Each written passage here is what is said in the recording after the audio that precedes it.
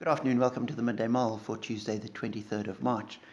In Exodus chapter 34, God's giving various instructions to Moses, and one of the things he tells him, as they go into the promised land, God says he will drive out the nations that are there, and he says to him, be careful not to make a treaty with those who live in the land where you are going, or they will be a snare among you.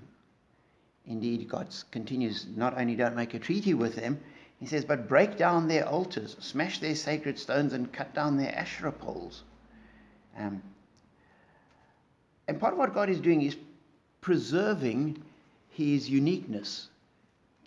A little later, he says to Moses, don't give your sons and daughters into marriage with them, because they will end up leading your sons astray. You'll be led to worship in the way that they worship.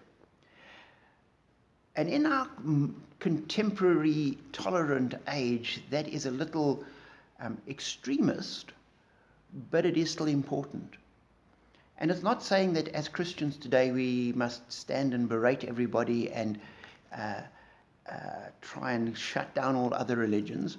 We recognize that people will have all sorts of decisions of their own, and they can choose what to do, when to do, how to do it. That's entirely their prerogative. But as Christians, we need to remain distinctive.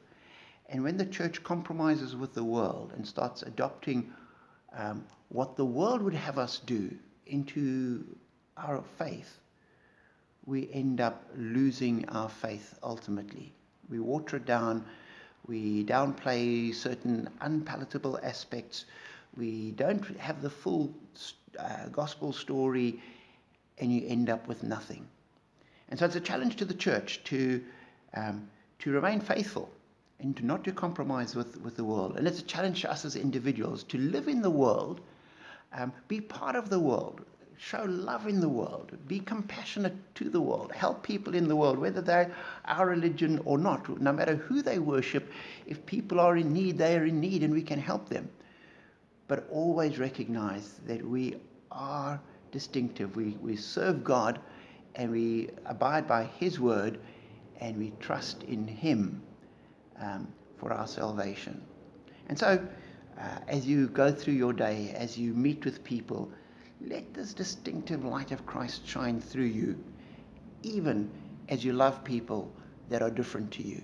We can love people without being the same as them.